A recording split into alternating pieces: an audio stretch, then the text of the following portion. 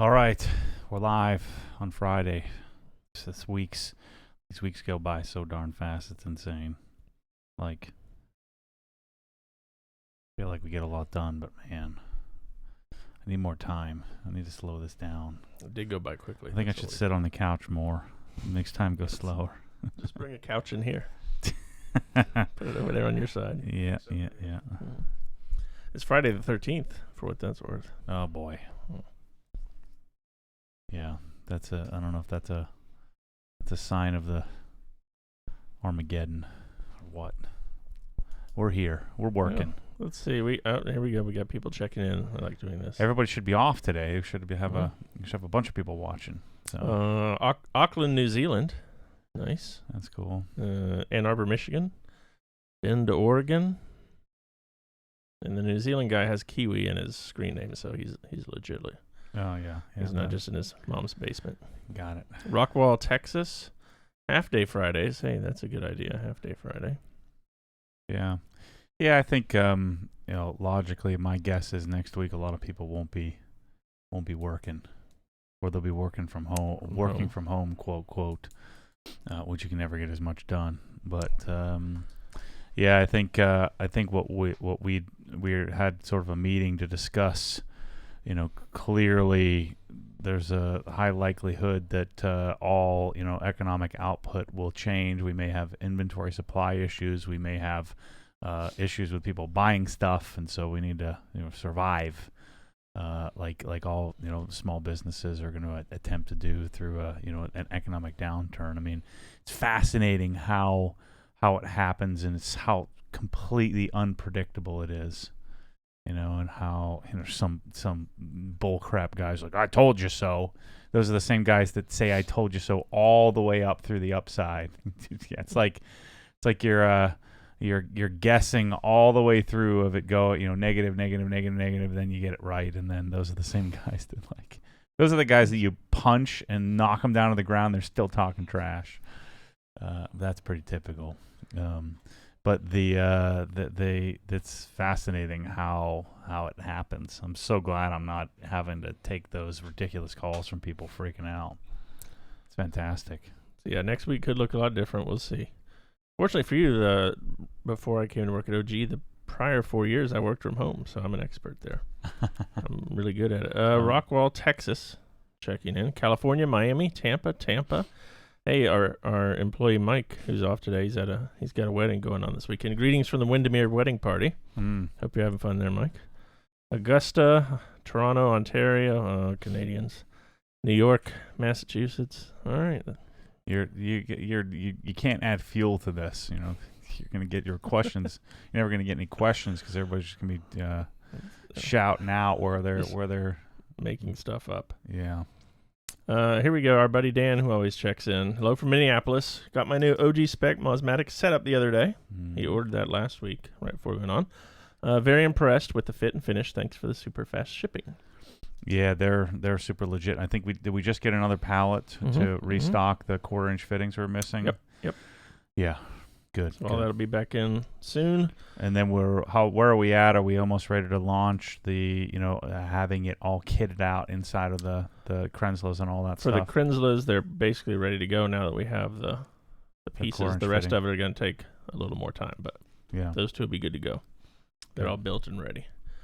So what we're talking about is I'm gonna discontinue having the old Mosmatic stuff in the Krensla packages, and it'll just come with the standard kit, which adds like $80 to the to the package. But then you get all the proper fittings, and maybe it's $100 or something like that. But you get the proper fittings, the proper gun, the new nozzle, all that stuff will be sized and ready. Anything that can be Mosmatic is replacing the MTM. I think you said replacing Mosmatic. Yeah. But what we decided to do on the lesser packages, like the packages for Sunjoes and Ryobis and all of that, we're going to retain, keep MTM fittings there.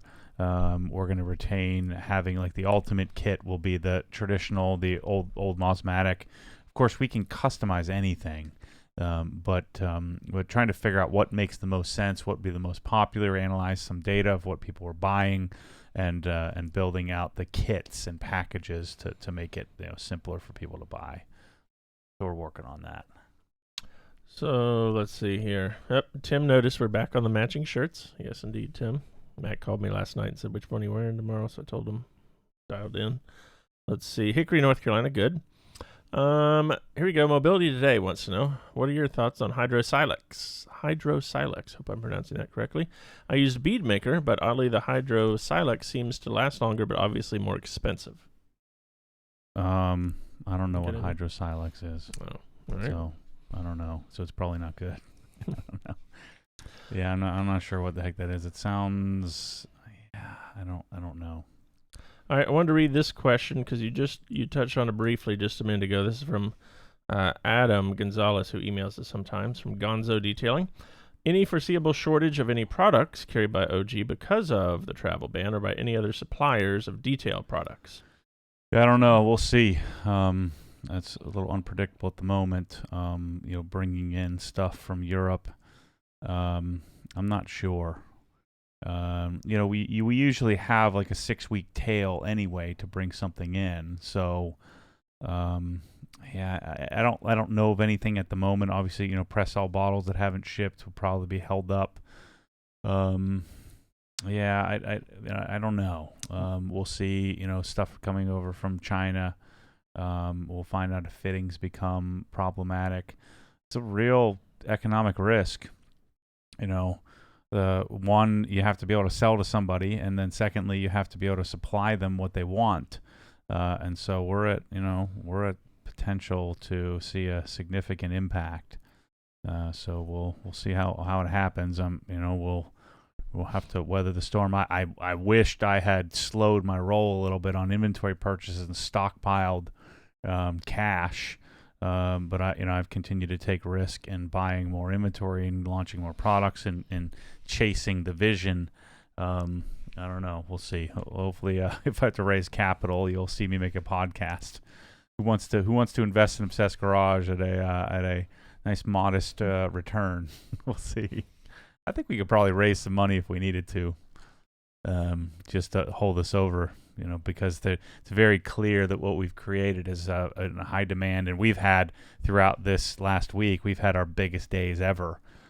So we're doing just fine, but it makes me, I know how this game works. I know how lagging indicators work, and so we'll see how this pans out. But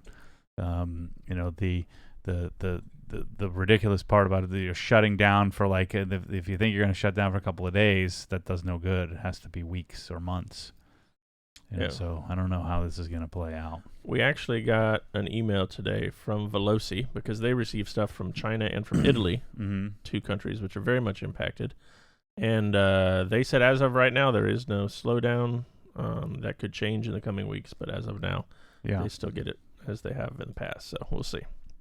Yeah, a lot of that supply would be, again, a little longer tail. 3 months from now, 4 or 5 months from now, will be. We'll see. Now, what may happen is if there's a slowdown in consumption and demand, that the supply will never run out.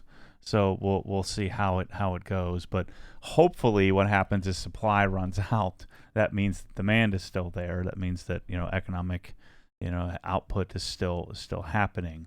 It's fascinating. I mean, literally nothing has changed, and now everything has changed.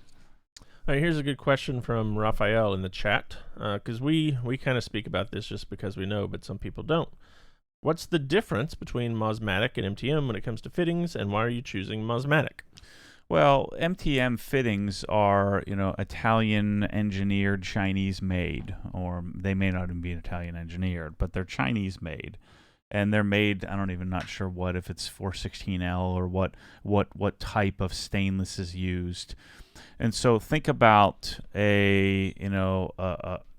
they're manufactured. I think they're probably done in some sort of water milled type environment. And so to increase precision costs money. Right, and so if you increase precision X percent, then you increase dollars by some appropriate percentage as well. And so the Mosmatic fittings are machined more accurately. So we should have, they should theoretically be a little longer lasting. The main point is the user experience, how they fit together is more precise. It's just a better quality fitting, but there are diminishing returns on things like this, and that is it 6 times or 7 times better? Probably not. It might be 2 times better, but in order to get 2 times better, it's 6 times the cost. It might be 1.2 times better. It just depends on how much you value it. I just want a really high quality fitting, but I mean, think about this: a 911 doesn't last any longer than a Hyundai, than an Accent. In fact, the Accent may last longer, but the Porsche is more precise. And so the period that it's lasting is just a different experience. And so that's the best analogy I can come up with on the difference between a Swiss-made Mosmatic fitting versus a Chinese-sourced, MTM fitting. Both are good. Both need to exist. Most people aren't going to buy the $50 fitting or $40 fitting. Most are going to buy the $6 or $7 fitting. And I don't think there's anything wrong with either one of them. I just wanted the Swiss made to exist. Now, if we were selling the volume of what we were selling in MTM and what MTM does, then the Swiss made stuff would probably be a little less expensive. But because the volume is not as dramatic, it's the costs are a little higher because of that. All right, we got a compliment here from CO1EX. This one's for your mom here, Matt. Just received my package of OG products. Super satisfied with the packaging of everything, not just thrown in the box like other companies. So excellent work, Janet. She takes a lot of time getting that done. We're in active search for another packer, a full-time packer. So if anybody's interested in coming on board, let us know. Give us a call or give us an email. There's no number to call. So shoot us an email if you're interested in coming and working and starting out in the packaging area, and then who knows what that could lead to. All right, from Marcine, already bought the MTM gun and wand package, but is the Cobra Jet hose a worthy upgrade on a Sunjo unit? Oh yeah, that's a huge change.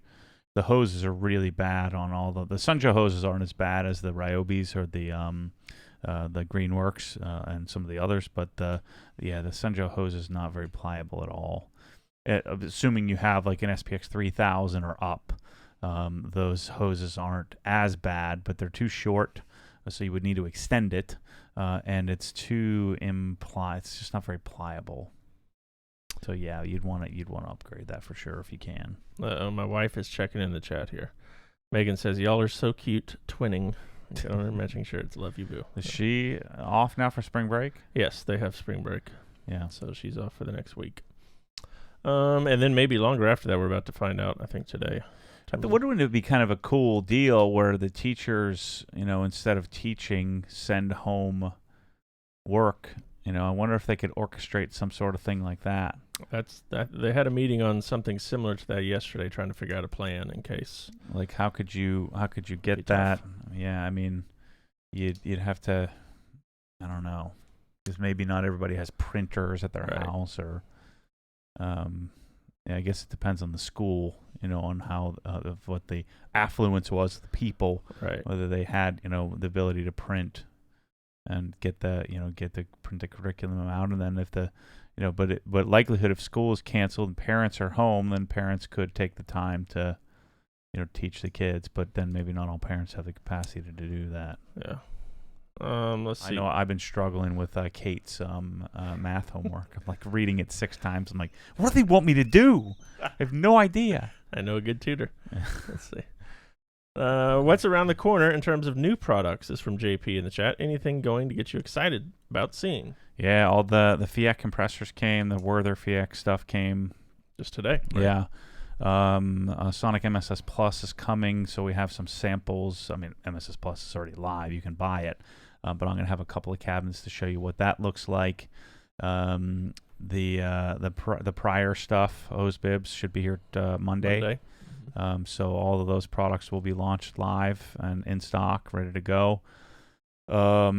It looks like they shipped us some aircraft tools. Mm-hmm. So the pry wedge skin. So that's not new, but we should have another allotment of those to sell. So those will be back in stock. We pretty much bought the U.S. out of those, apparently. I'm trying to think what else.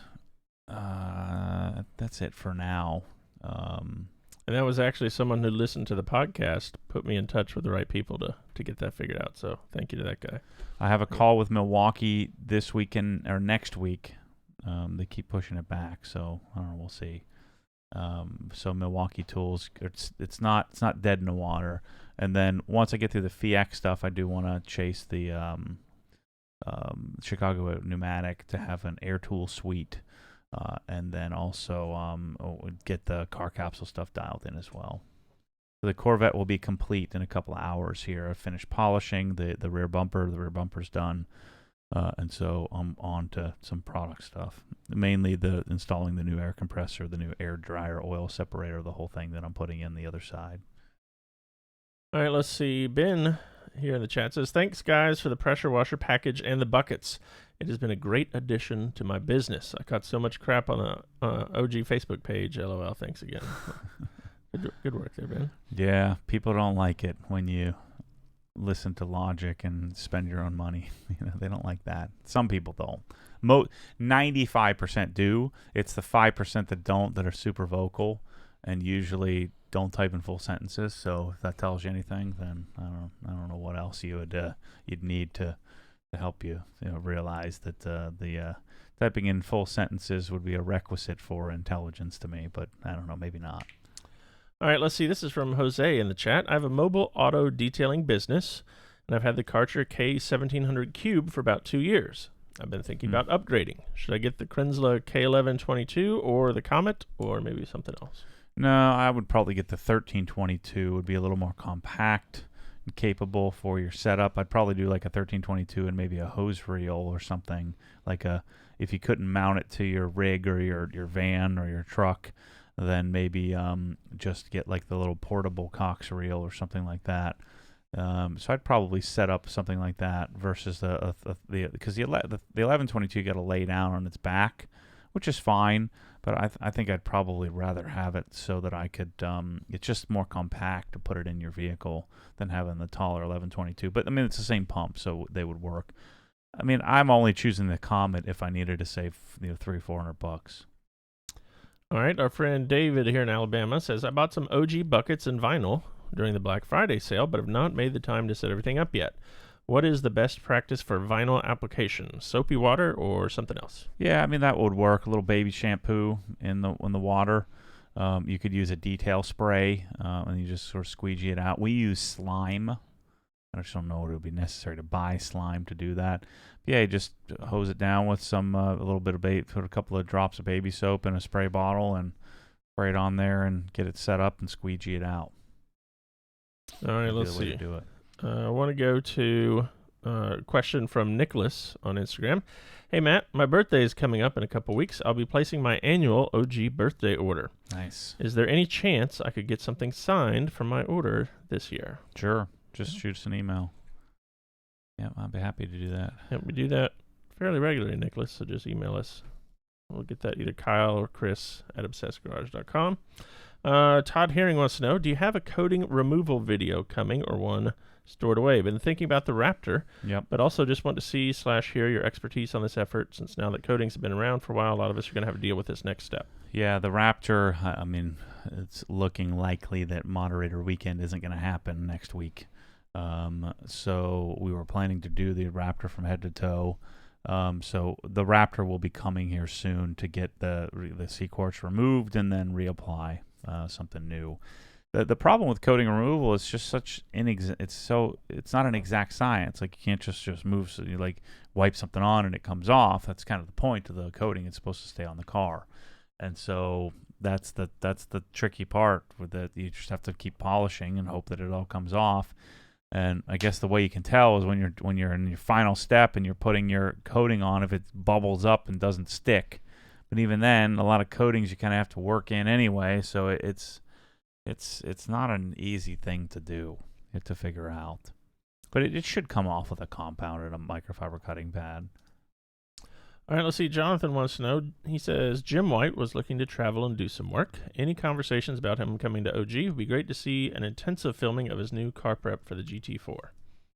Yeah, that'd be cool. I haven't thought about it, and it's still on my list to complete the other side of the building, get all the pallet racking in here, and maybe host some sort of detailing summit.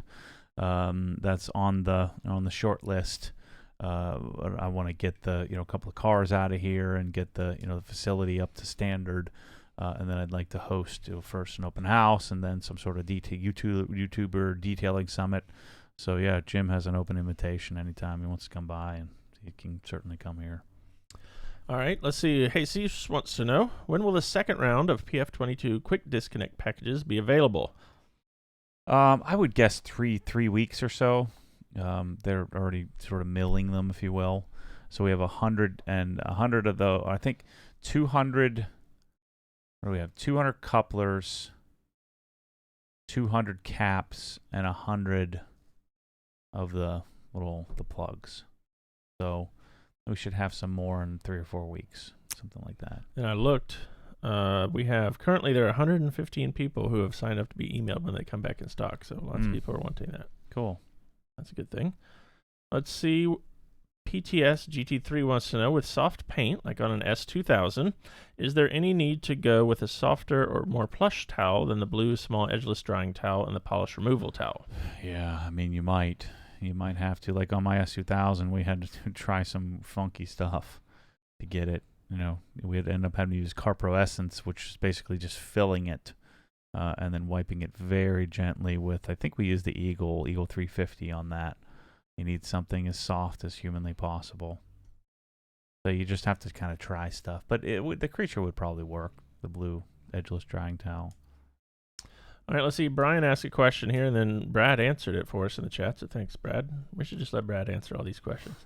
Hey, fellas, I'm in need of a tire inflator / gauge and couldn't find any in the OG store. Will there be some available soon?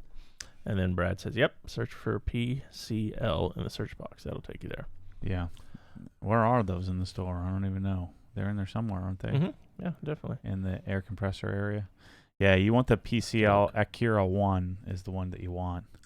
And you'd probably want it with a new angled lock-on chuck, which is really, really sweet. So that's the combo. I think it's what, $130 or something like that. That thing is pretty sick. All right, here's the question you may be able to help with from Ian or Ian. I've solved my mouse problem at home with 2 ginger cats, named Monty and Nelson. However, now I have a new problem with the cats sitting on my frickin' cars. Yeah. Their favorite being my Mustang GT. Do you have any suggestions? I don't know. I just once in a great while, the one cat will get on the car, sitting on top of the Corvette. They like the Corvette, which I don't really care about. I see these little feety prints, walking up and down it, and then especially with pollen, like a little nesting spot. So I'm looking at it as, well, that's kind of not a terrible thing. The cat, I don't think, is really scratching the paint. Especially that little cat. The big one's too big. The big orange one I have is too big to do anything. He just lays around all day. But the little one, climbs up there and just hopefully she pees all over the place to keep the rats out of there. So that's the way I look at it. But I guess you could get on spray them with water and try to teach them or something. I don't know. Cats are kind of hard to train, I think. Yeah. Let's see. Martin wants to know, Matt, have you ever tried Suttner's ST75 foam gun? If so, what made you take the foam cannon bottle route over the chemical injectors route? A chemical injector doesn't make foam. It just kind of lays product onto the surface, because in order for an injection to work, you gotta bring the pressure down. You either have to unload it, or you have to put a really, really large nozzle on in order to inject the soap, and you can inject it before or after the pump. And so when you do chemical injection, you're just basically diluting chemical and putting it into the water stream. You don't have enough pressure to create a foaming action. And so when you do that, it really doesn't work. So those type of devices don't work like you would want a foam cannon to work, because a foam cannon is going to operate at a lot of times higher pressure than what you're washing the car with. Like, I think the pressure when using the PF22, you're probably somewhere around, you're 12, 13, 14, 1500 PSI, and so doing so, squeezing that much, a little bit less water allows you to use a little bit less liquid and a little denser liquid, like car shampoo, and then get actual foaming out of it. All right, let's see. Edgar from Chicago wants to know, can you recommend an air compressor for a mobile detailing setup? Yeah, that's what I'm working on right this minute. There are different types of compressors. There's a traditional piston, there's a wobble piston, and then there's a encapsulated or encased silent piston. And so I have a wobble and a silent back to back. We literally just got them today from Werther. An example of a wobble piston would be a California Air Tools. They've popularized the wobble piston, and then silent I never even knew existed. And so to give you a perspective, the wobble pistons from California Air Tools and Werther, which I have a Werther over here, which is a much higher end version. You're looking at somewhere around 59 to 65 decibels. Versus a silent is 40 to 45 decibels, which is remarkably quieter. And so we just shot a video of me just unboxing them for the first time here today. So we'll have that up probably this weekend. All right, Andrew here in the chat wants to know, can the K1322 TS be run on its side, or does the base side need to be down? No, it has to be sitting on its feet on sort of the pedestal. So I think he's talking about running it sideways. It might actually work that way. The only issue would be again heat escaping.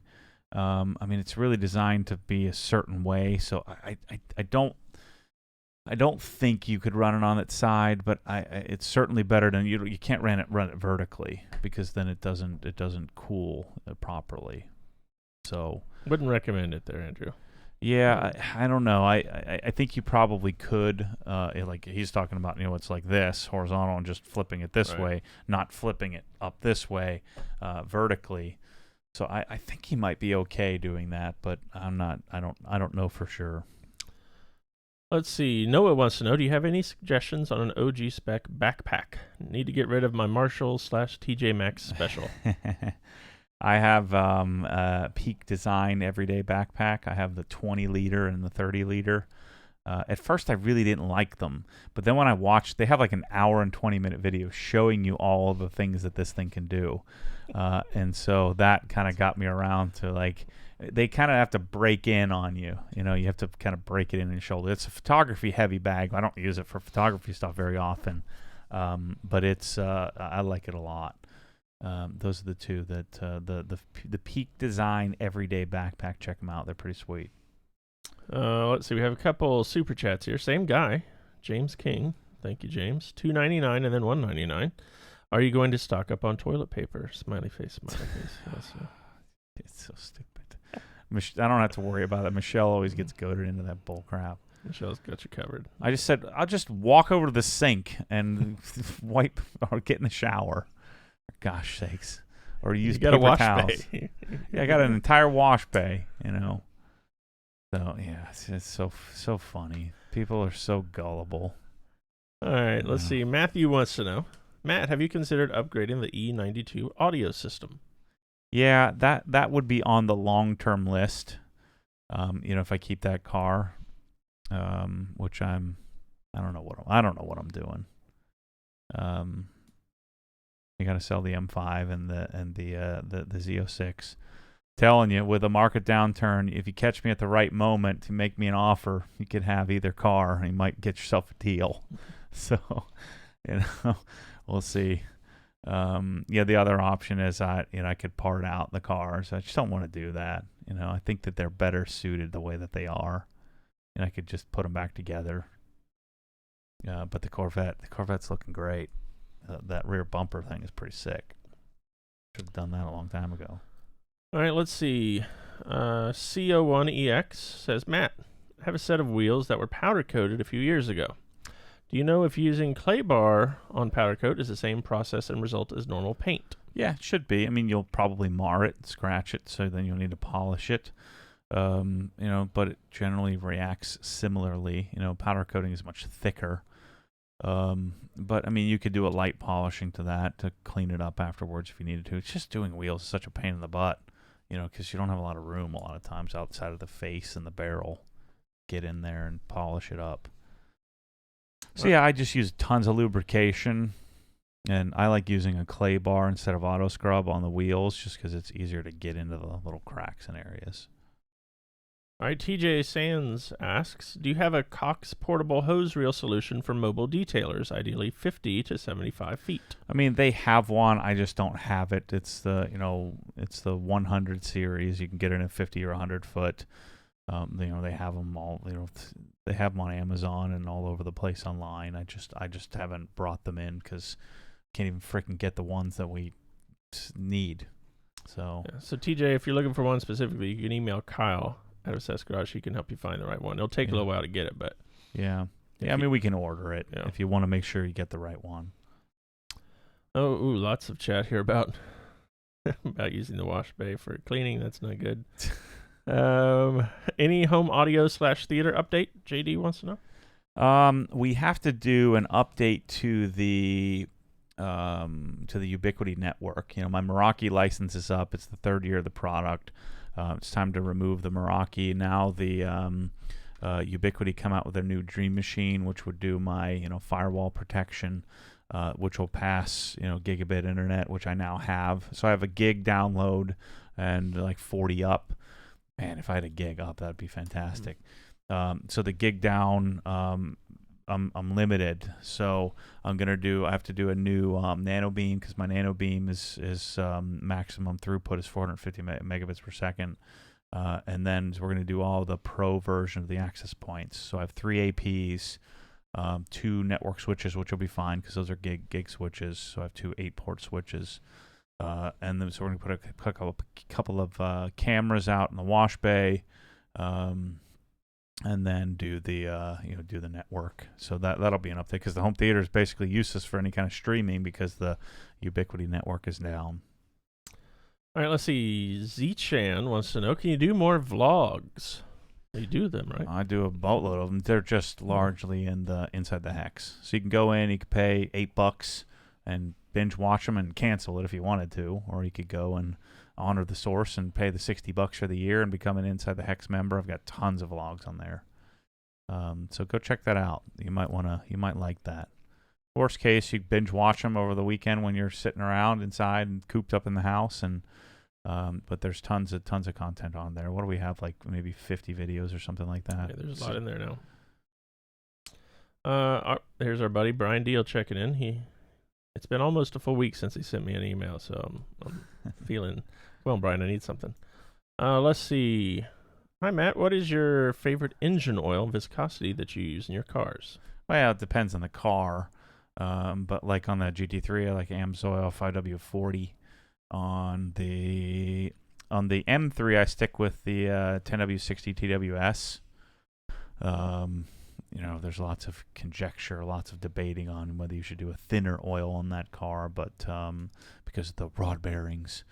But I generally use whatever's recommended on the car and make a slight adjustment if there's some statistics, some data that makes sense to do so.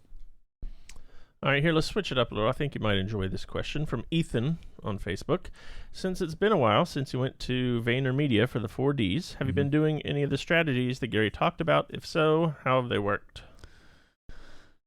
For me, I wasn't there for strategy. I was there for just to absorb, to see what's going on. So a lot of what Gary talks about is to underpriced attention on various social media platforms, and so some of the escalation we've done. So I've hired an outside consultant who does all of our ad spend and does all of our SEO scoring and all that stuff. And so we have spent money on getting on Google Ads, Google Shopping, on various other areas. We put a little bit of money into Instagram and Facebook ads, not a lot, but the big thing for me is I already have brand, but the amplification of the brand is something that will continue to ramp up as time goes on. So our site is becoming more and more sophisticated, and we'll be making a site transition at some point here. But the key right now is to survive and hopefully capture market share and continue to find more people. We may have to pivot a little bit and talk. When I say pivot, I may spend a lot of time talking about some of our entry-level pressure washing packages and things like that if I have to, because what will likely happen is, if the economy does take a dive, a lot of people will be doing a lot more DIY stuff. Would be pretty common, and so we may not see a significant hit, or we may. So I'm going to have to be nimble enough to respond to that and figure out what to cut, what to add, what to subtract. Because the one thing you don't want to do in an economic downturn is to quit doing what you would need to do in order to. What tends to happen is people tend to quit the things that they need to do in order to survive, and so they quit everything in order to try to survive, and it's counterproductive. You quit spending money on the things that you need to spend money on, and you go into scarcity and survival, which is, again, I'm wishing that I had set up, if we had another 6 months, it was sort of a very measured plan, and so the key here is to survive without raising capital. What I'm looking into is the Trump was talking about the Small Business Administration. Yes, the SBA emergency platform they're going to open up, and so I don't know that we have an emergency need, but I want to tap that resource if possible. That would ensure that we'd have plenty of capital, ample capital at extremely low rates to capture the market share, to continue to invest at the rate that I'm investing. Would be really beneficial. And so Gary's talked a lot about it's been easy. In fact, almost an entire generation doesn't know what it's like. It's easy to be an entrepreneur when times are good. It's not so easy when times are not. And so we're very likely headed to not times. And so now now the rubber's going to meet the road, and I'm going to have to be a bit more frugal and a bit more specific. And this will be a great learning lesson for me as a business owner and a practitioner in order to get through and dig my way through this. Let's see. I'm pretty sure it's pronounced Ian now. He says, I was an early adopter with the Hex membership and will definitely be renewing when the time comes. Thanks from the UK. Wait, actually, don't we? We should have a pretty significant renewal coming up here, don't we? In July is when it went live last year. So was it July? Okay, yeah. Cool. I don't know. I was thinking March. No, yeah, in March. Let's see. Do you have any preference on which oil filters you use in your cars? From Robert. I like to use OE filters if I can help it. So I don't really have a lot of methodology behind that, other than that's the filter that was designed for the car, and so I tend to stick with that. Especially Porsche filter. For Porsches are generally, I think, Moly filters, and like the Ford Motorcraft stuff. I tend to try to buy what the OE spec or what the OE filter was. Mainly because I don't know any better and I haven't spent a lot of time to see, is there a way I can improve this? I'm sure there is, but there's probably a way to make it worse if you weren't careful. All right, speaking of OE, this question came to us on Instagram. When you replaced the Z06's windshield, did you go OEM or aftermarket? What are your thoughts on aftermarket glass? No, I always try to get OE glass, and so it's an OE Chevy glass, and we had to have them bring 3 different ones till they got one that was wasn't delaminated or scratched or some sort of issue. Actually, I didn't even have to tell them; they did it. They just kept coming back and said, "Nope, this one isn't good enough. This was Safelite," and eventually came with a new piece and then replaced it. And I don't play the insurance game and do all of that. I just, what does it cost? And I just pay for it. That's generally how I do it. All right, let's see. Ephraim wants to know, or Ephraim, Matt, have you used any of the Wobo's detailing products? Weren't you using the shampoo or something? Just the interior cleaner and the shampoo. But I mean, again, they're on the list of like 1,000 product lines to try out. But yeah, no, I haven't. All right, Edwin wants to know. He says, I know the first garage giveaway build is still pending, but do you have any timeline for the next garage giveaway? I don't know yet. It's kind of put a lot of the aspirational stuff on hold until I get cleaned up in what I have, already on the docket. But I would think, sometime this either late summer we'll probably do another one. It would make sense to do it coinciding with the construction of the new one. Maybe we'll do a giveaway in order to pay for the one that I have to do. Because I'm sure I've reallocated those funds on something else. So it would make a lot of sense to be doing it while we're in the process of designing it. We have to, Emmanuel will have to come here at some point in the not too distant future to go through that process. I got a couple Raptor questions here. First from EC on Facebook. Looking back at some of the older videos, I can't seem to remember if you had the white Raptor continuously or if it went away when you had the blue one but came back. This shouldn't bother me as much as it does, but for some reason I have to know. No, I had both of them. So the blue one was mine and the white one was Michelle's, because we had a choice when I ordered the new Raptor. I'm like, well, we could keep the Tahoe and get rid of the old Raptor, or vice versa, and she chose to keep the Raptor through a little bit of suggesting from me. I'm glad we did, because it's been a great car to have, a great truck to drive around in, with minimal issues. And so we had both, and then I traded the Raptor and the GT350 at the same time. I think I kind of got rid of those both at roughly the same time.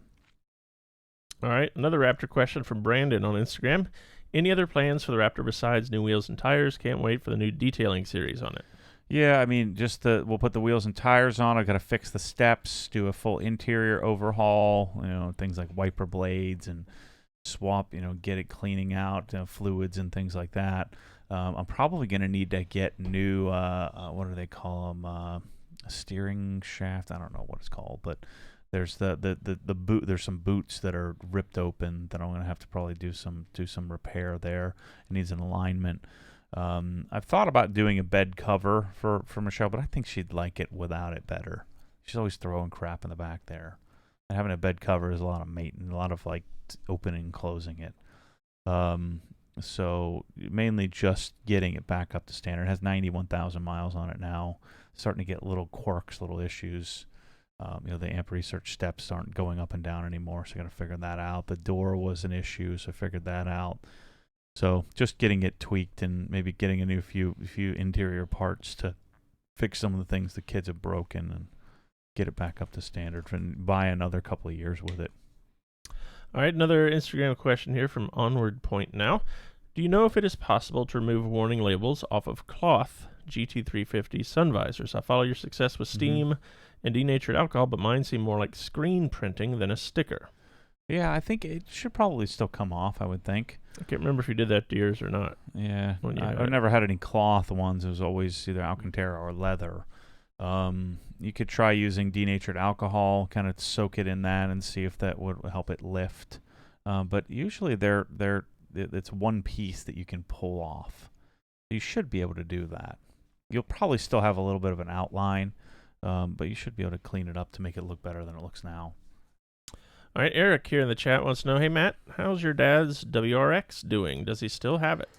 Yeah, it's great. I mean, it'd probably due for a maintenance correction, I would guess. It scratched up pretty quickly, pretty early because the paint is so darn soft. But good news is we'll be able to clean it up pretty quickly.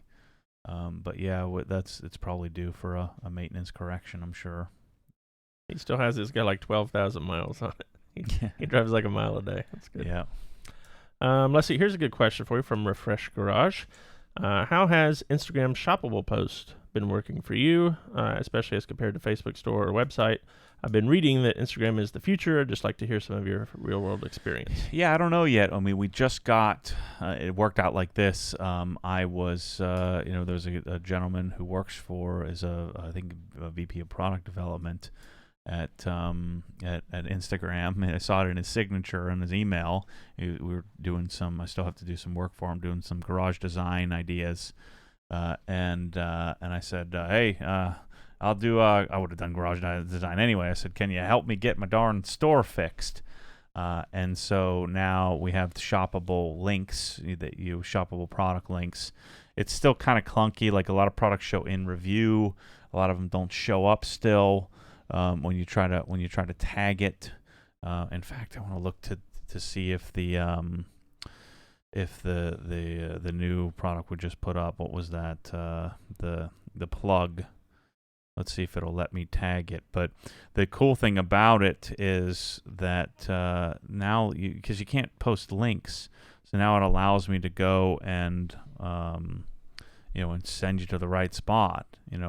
Just makes it more, I guess, user friendly. And so I don't want to ram products down people's throats, but I do want to be able to share with you where to go. Oh, there it is, the quick disconnect package. Boom. Done. Nice. Done. I think it's cool. So yeah, I'm a huge proponent of it. It's not super intrusive. I would love to be able to put a shop now below like you would on a paid ad. But I think people get the gist of you can go and click on the item and then it takes you right to the site.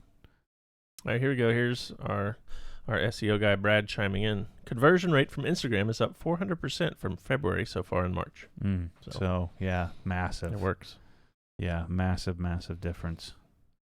Yeah, and so it allows you to just click on the item and view on the website, and it'll take you right to obsessedgarage.com. So cool.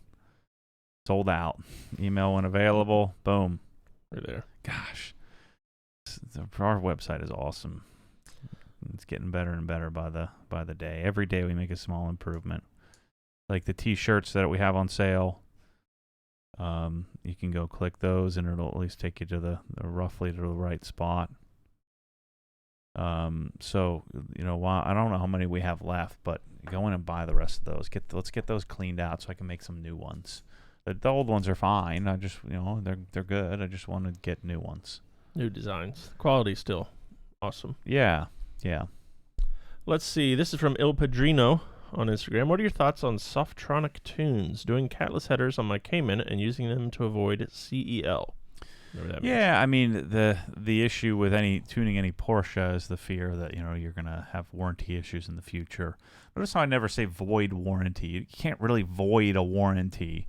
What you can do is you can get you can have them put a flag on your customer record that if your engine blows up, you tune the car. So you just have to be willing to deal with that. It's very unlikely that a tune is going to cause a major blow up. But if you had some other catastrophic failure and you had that, it's kind of hard to get rid of that. First of all, you wouldn't want to defraud anybody, so you'd want to own up to it. And, the engine on a Cayman's probably $35,000-$40,000 to replace. So that's the only risk. But if you're out of warranty or nearing it, then sure. I just don't like to tune my Porsche because Porsche's they're pretty cranky about modifying things. But other cars, BMW, I'd modify all the time. All right, this question is from D Law on Instagram. With regard to coating wheels that I'm in the process of refurbishing, should I wait until the tires are mounted and balanced to coat, or should I use Crystal Serum and Exo before I have the tires mounted? Yeah, I think you're going to do it after because they're going to get it slopped up and all kinds of crap. You're going to end up scratching the wheels a little bit maybe when you're getting that off. So I like to do it after. So, and then you don't have to deal with any issues of wheel weights not sticking and stuff like that. I've done it both ways, but I feel like you're probably better off doing it after. All right, this is from Tyler on Instagram. What hex adapter do you use on your impact wrench for moving BMW wheels? Any impact wrench tips for a first-time user? I use the Sonic has the ones with the plastic cover over them, or Schwaben. Schwaben Tools has them. There's a bunch of companies that have them now, but just like the little plastic that's surround. You just want an impact grade one if you can help it, but I mean I don't stress about it because usually we're not over like 100 foot-pounds. But yeah, the Schwaben from like ECS Tuning or Turner Motorsports, or Sonic. I really want to get into the Sonic stuff and really improving our Sonic purchase experience and giving you simplifying it a bit so we can have some of these little packages of things that people will buy. It's on the list. Mm-hmm. Christopher Hoots on Facebook wants to know, I know you're downsizing in the car department, but has there been any more thought about a Ferrari since doing Ed's Garage? Your ownership experience would be interesting to see. Yeah, I've moderated on it and said, I never had any desire to own a Ferrari. I still really don't, but I think I will get one at some point. Like I just mentioned earlier, we got to get through the whatever we're going through here. We've got to get through 2019 tax year and the last remaining costs of exiting wealth management. And so, I'm hoping 2021 will be a 2021 will be a banner year for us financially to build stockpile. And so, a Ferrari would be like a 2 or 3 year thing in the future, to capture. Again, I don't do things to capture audience, but it certainly would be the proper audience to be a part of. And experiencing that. So, I'd want like a 458 or something like that, or maybe a 488 as they become, more realistic. But yeah, I think I might get one at some point. Who knows? Maybe I'll fall in love with it. I don't know. But to buy now you're talking about a $300,000-$400,000 car with $10,000-$12,000 maintenance. It's just a much more sophisticated ownership experience that I'm not at that level yet. Let's see. We have a couple questions from our friends across the pond here. Sahil wants to know, do we deliver to the UK? Yes, we do. And then Terry says, have you thought about selling your products through Amazon Marketplace into the UK? No. I don't have margins for that. It would be such a small amount of product to do it. And then, I would be driving people away from my website to Amazon's site. Then if I had something really good that really took off, then Amazon's going to compete with that. I think I'm just going to stick with direct. And who knows, maybe someday it becomes big enough where I do some overseas distribution. Canada would certainly be first. And Australia would probably be second. And then UK would be third. It would be my third choice, just on sheer population and just the statistics. But for now, we had all we can handle right here at home. And I've said this many times. There are a lot of people they email and say, "I've got the greatest idea." It's not that simple. Everything I do would have to be corporately owned. I'd have to own it and be involved in it. And I'm learning this with the gym. It's hard for me to be serve two masters. I gave it a shot. The gym, the gym, I just haven't put in as much effort as I normally would have in something like that. So Michelle and Johnny have been running that one basically without me as I try to simplify and refocus. All right, let's see. John asked a question here about Beadmaker. Paint protection or just water barrier? And then can you spray it on glass too? Yeah, I just use it as a drying aid. It's just a topper. You could use it, but there's a lot better stuff for that application. If you're going to do something where you want it to be the protection layer. So just using it as a lubricant for drying, which it's okay at. What it's really great at is after the lubricant for drying, then it leaves just a really deep, rich-looking surface. You got to work for that a little bit, but it's just a great product for that. I use it on the jams, I use it on the glass, I use it on the plastics. So it works on everything. It doesn't have any build-up issues like some products might. So it works with wax and works with coatings and works with other toppers. So I'm using it as just a topper. We'll call it that. All right, I'm guessing that Matt hates interior rattles or vibrations. Does he have any tips for chasing these down and resolving them? I'm referring to really minor trim noises. Yeah, the solve is to get a really loud exhaust. That's what I do. Seriously. Yeah, I've gotten better at over the years of just ignoring that because it's just too much to handle. And a lot of times unfixable. So I usually punch stuff and hope that the punch the dash and hope it goes away. It usually makes another rattle somewhere else. Let's see. Epiphany Detailing wants to know, do you carry or know if a right angle adapter exists for an M22 connection? Looking to wall mount my Greenworks. It does not exist. We would it would have to be some sort of adapter, which then adds bulk.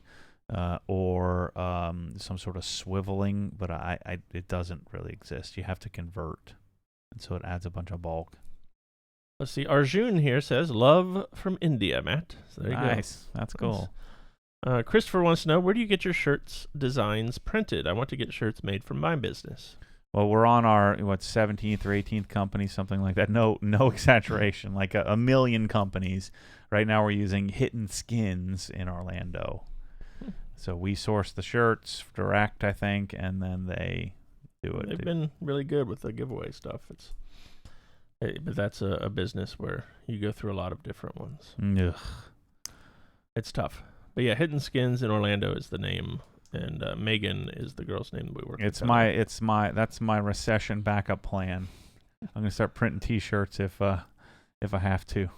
I'll take when I go bankrupt and everybody leaves, me and you, I'm gonna take out a small loan. Okay. I'll move into a single wide, and we'll find somewhere to print shirts, and then we're gonna make a make a $100 million T-shirt producing company, because it would be pretty easy to do.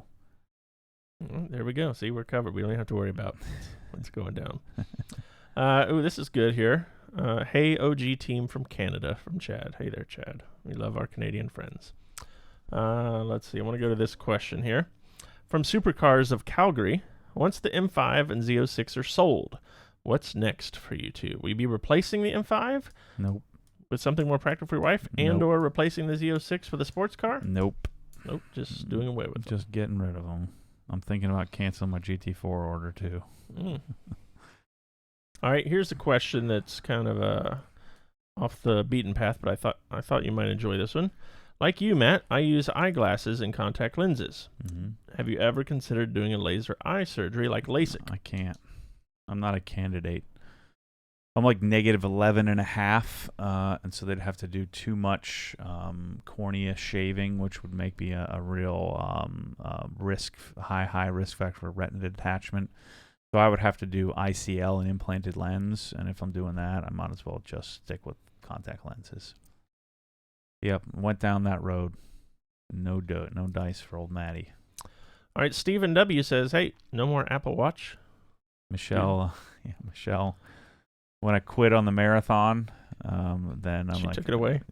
She's like, she was after me, knowing I would quit on the watch at some point, and I'm like, I just gave it to her, and she was all fired up. She had that thing switched over, and transferred over to her number and everything in like a couple of hours. She'd been waiting for that. Yeah, moment, she's like a vulture, waiting for the roadkill to get splattered off of the side of the road. Yeah, that's good. Yep. Lomas wants to know, what brand has said no to you and you really want an OG store, but they're stubborn in giving you distribution? Ego, Milwaukee, Geon for a long time. I got to get figuring out what Geon products make sense in my process, because Jeff and I, Jeff said I'm good to go. Let's see. Prior, we finally got on board. Yeah, Prior said yes, finally. Rupes said no for a while too, right? Yeah, Rupes said no for a long time, for several years. So there isn't anyone right at the moment that said no. Ben Pack was another one that said no. So they're in the, sorry Tyler if you're listening. I've put lifts on the back burner while I'm trying to get my compressors figured out, and while we're cleaning up our site and refocusing. But lifts are definitely something we need to get rolling on. So pretty much everybody, But then eventually my charm and debonair smile gets them. Oh, that's good. Let's see. Chad says, not sure if I missed it, but is the M5 sold yet? It isn't. Somebody make me an offer. Yeah, I have it listed for $75. It's worth every penny of $75, but people get so cranky.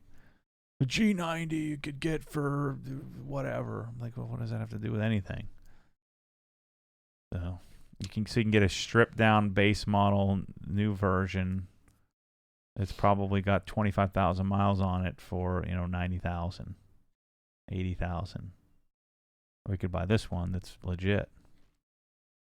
All right, Eric wants to know, Matt, have you ever driven an M2? Really curious to know how it compares to 1M and M3. I've ridden in several of them, and I haven't driven one. I like it. I don't like the fact that now it has an S55 in it, so I don't like the M2 competition package. But the previous gen is pretty sweet. I like it a lot. All right, Jordan here on Facebook, our friend from Oregon, says, Matt, I think now is a great time to roast those folks who stole your photos for their van branding. Let's hear the rant. Thank you. Well, so that's Potomac. Potomac is the company that bought Sabre, right? So here's how it went down. So Eli is an investor who owns Potomac Garage, whatever they call them, Garage Solutions. They've been in the D.C. area for like 20 years. He owns a bunch of different companies. And so what I think happened is they hire a digital marketing agency to take this. They bought Sabre cabinets from Dean, and then they just they were looking through. A lot of my photos were on the Sabre site with my permission, and so they took a bunch of photos off the Sabre site. Since now they are the Sabre cabinet distributor, even though Potomac's a different company. And so they took photos from the Rolodex of Dean's photos and then, photoshopped some of them and didn't realize how bad it makes them look because they install garages and yet they're showing images of garages that they didn't actually install, which is a bit ridiculous. And so I told Eli, I said, look, man, you're wrapping your trucks with my garage that is rather well known. And so what's going to happen I don't really care all that much, but what it looks like, because everybody knows where that garage is from, and if they don't know, that they're going to eventually know about it, likely. And so it looks like you're stealing photos. So I didn't give them permission to use the photos, but I've given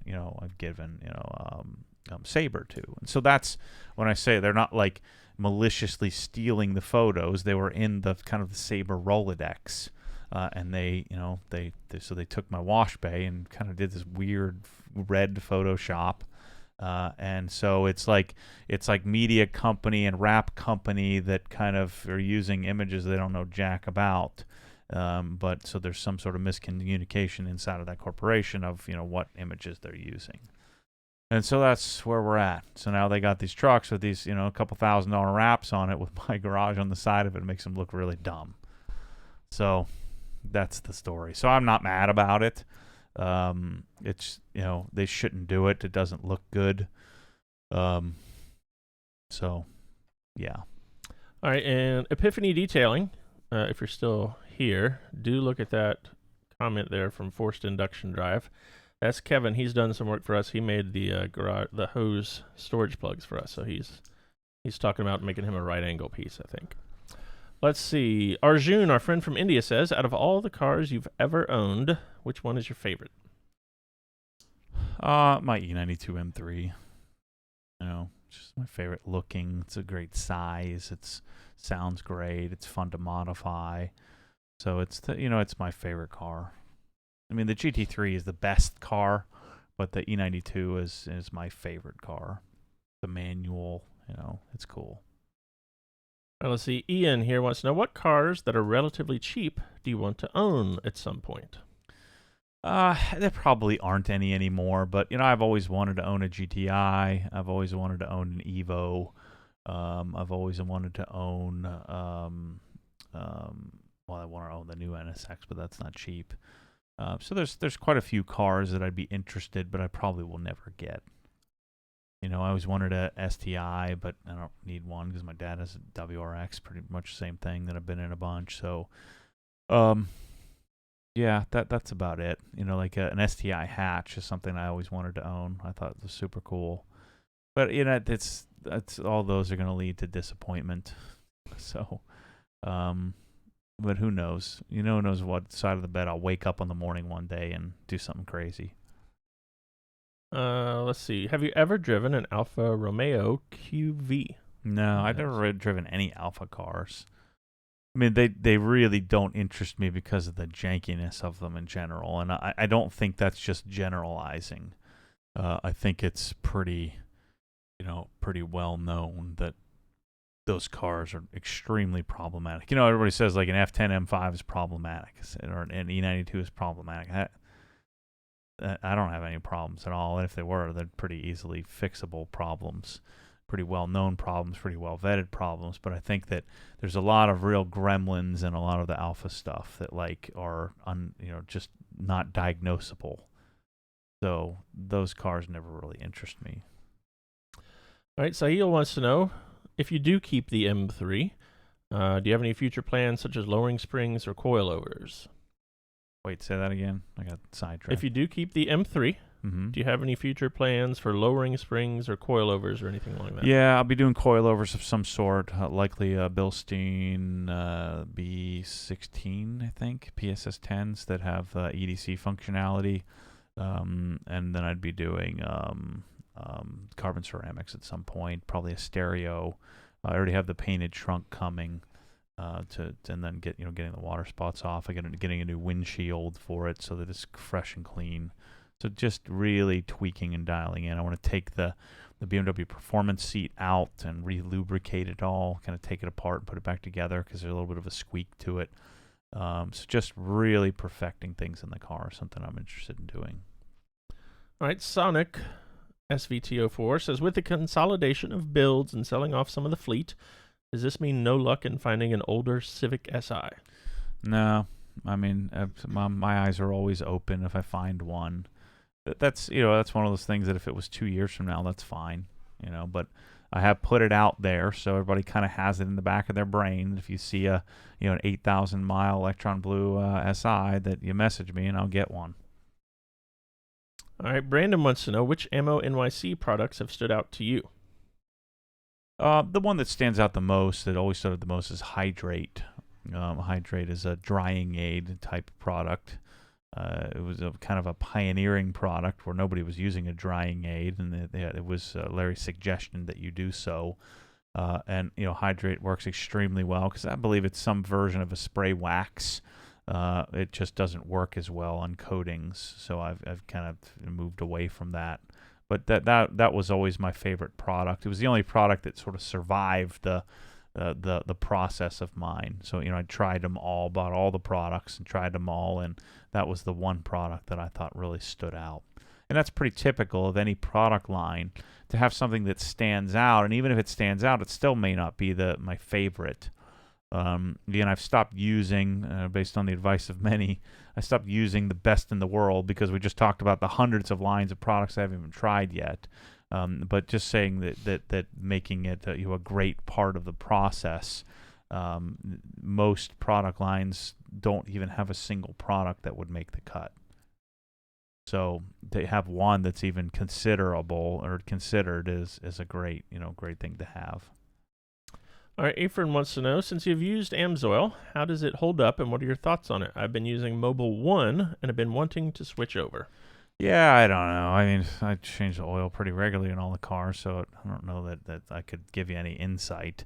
I used to do oil analyses on the cars, but then I never really had cars long enough for those to be any use, so I stopped doing them. Like I used to dump it, at whatever, as soon as I got the car, I'd dump it, grab it, sample, send it off to Blackstone, and then I'd, change the oil again at, say 1,000 miles and send it to Blackstone, and then I was always reading on, do you do hard break-in? Do you do soft break-in?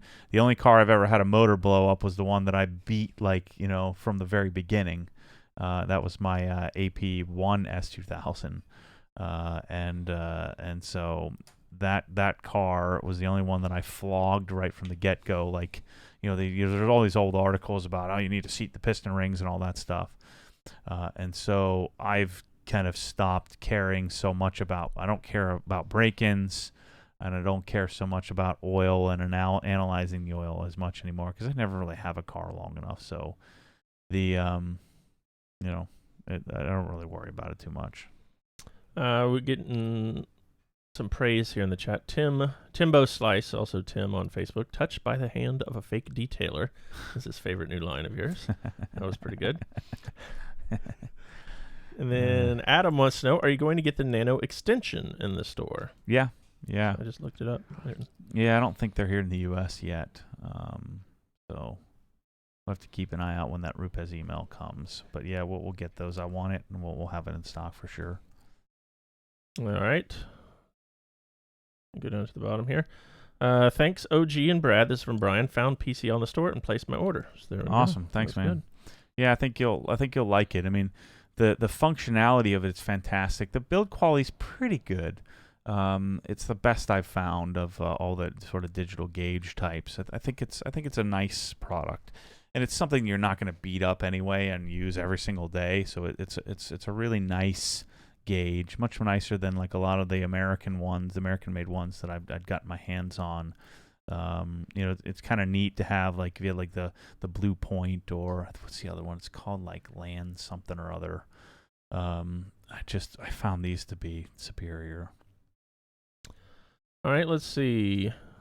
James wants to know, our friend James, Publix James, on the topic of Ammo NYC, has Larry sent you any of his newly updated items that he's been working on? Maybe he can talk about them at the Detailer Summit. No, I haven't. Again, I haven't had the time because I've been so focused on the garage to be just testing out new products like I've done so much in the past. And again, it's on the list, but I feel like my process is really great. And part of the having a great process with me now is a little bit different. It's to move in and out of things is much more difficult than it was in the past. Because now I have so many people that are following this process, and so I am a little bit slower to make shifts in the process because of that, because I have to move this big juggernaut of the process that people are following, because certainly anything in the process now is not bad, and if we make a 2% improvement, I want to do that, but I don't need to do that overnight. So, and I couldn't sell Larry's products anyway, but the, testing out of products, I mean, whether I can sell it or not is something that really interests me. It's just not a priority to me at the moment, but I'm sure it will be, and in the future. All right, and thanks to Brian and Brad, our web guy Brad, he added a PCL menu item here, so now they're much easier to find under Garage. So thanks, Brad. Let's see. You guys have built Hamber in the United States? We do not. I've talked to Pete about this, about possibly bringing it here, but I don't think he's. Most companies don't get what the heck I'm talking about, and for whatever reason, they don't Google search. So, and if they do, they're gonna be like, "Well, what is a YouTube guy gonna do to help me with my product here?"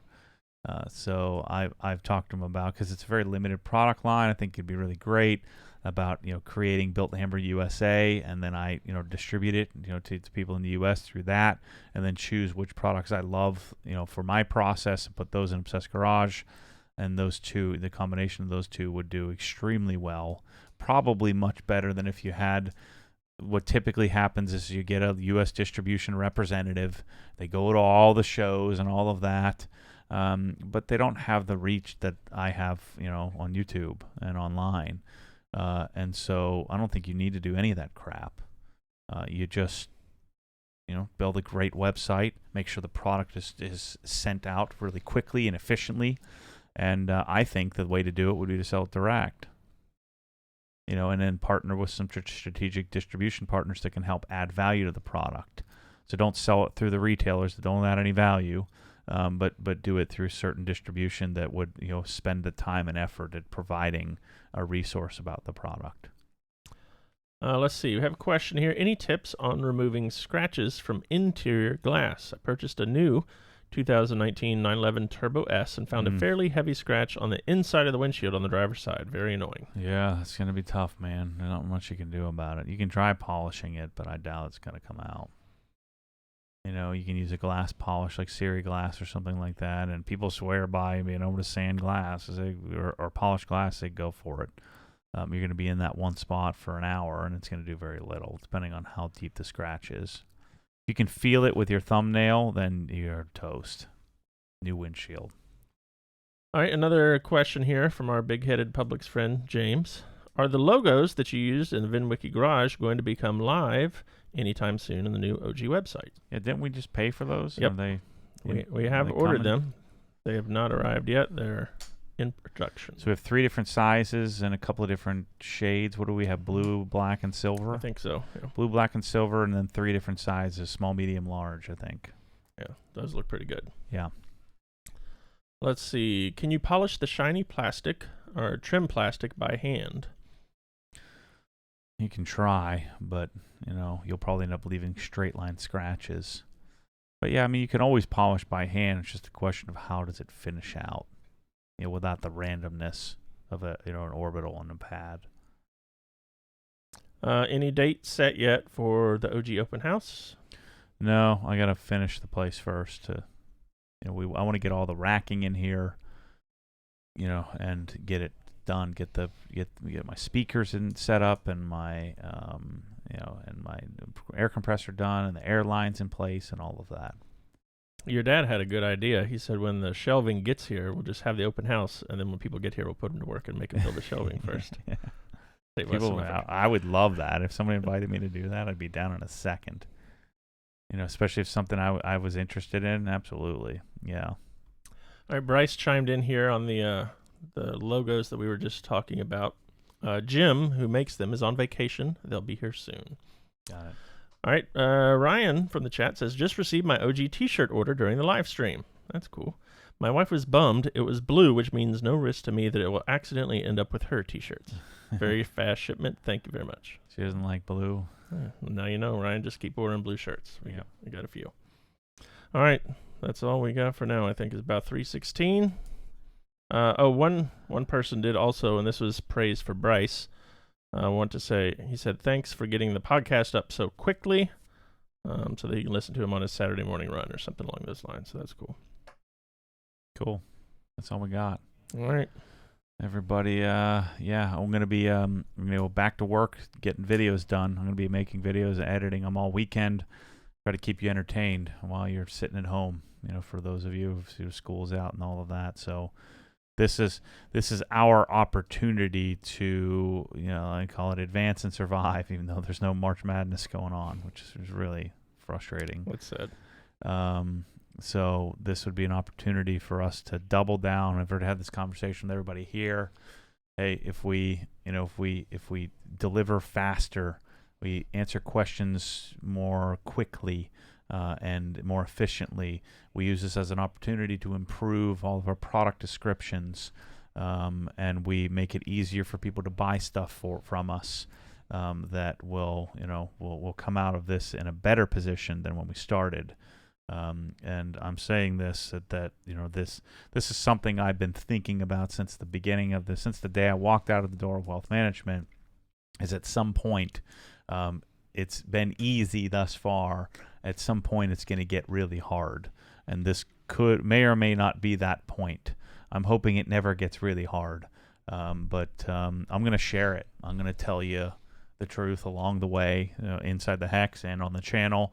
I'm going to share the process of, building a brand new company in recession, if that's where we're headed.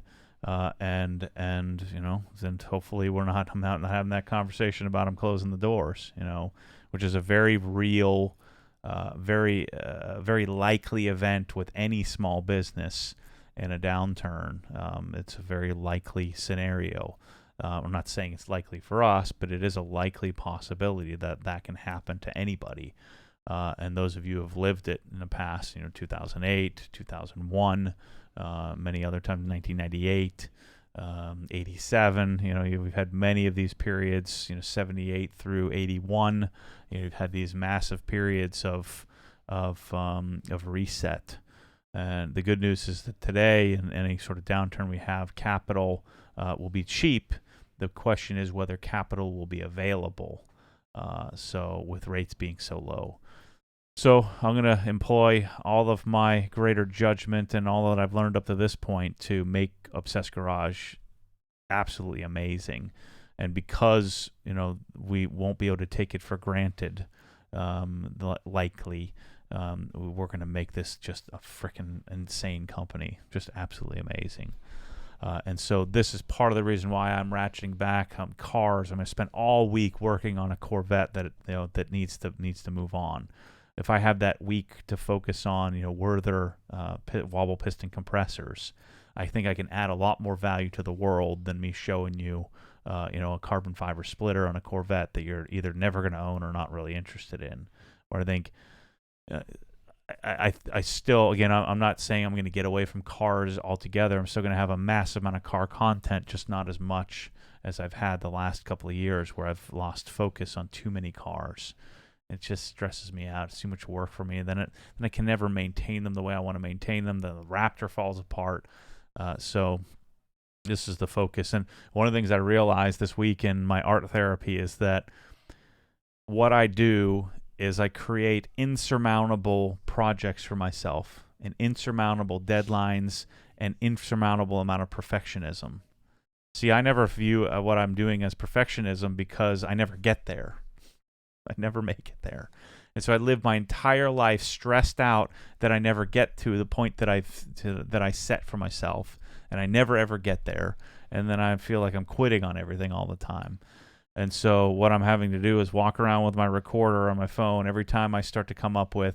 So I did the same thing on quitting stuff. I made an insurmountable timeline of how I'm going to ratchet back and refocus. And I didn't realize I made 3,000 items I'm going to refocus on. Instead of just wake up in the morning and do what I do and go to bed, I wake up in the morning and create these insurmountable, perfect scenarios of where I'm going to sell these cars, and I'm going to just quit everything. But I made a quit everything insurmountable. When I say quit, I mean, just ratchet back on some of the things that I don't value as much as I thought I did. So this is going to be an interesting time for Obsessed Garage, and I think the content, especially inside the Hex, is going to be extremely valuable for all of us. For me to get it out of my head and share it with you, and for hopefully you to follow along and learn from my wins and losses, and or you can relate, because either you've gone through it before, gone through whatever it is I'm going through, or maybe you're not there yet and you're headed in that direction, or maybe you'll never get there, and maybe it makes you change your path a little bit. But I'm going to share it, and it's going to be it's one of those things where even having the conversation that I'm nervous about economic output, and we're selling luxury goods. What does that look like? I don't know too many companies that are willing to admit that, and so I'm going to share the real. Hopefully I'm sharing with you how all of this effort that we all put in and focused in on, that we killed it and we grew X%. So that's the hope, that's the prayer. But if I end up in a single wide with a t-shirt company, it's probably be a better story. We'll have a lot more followers on YouTube then.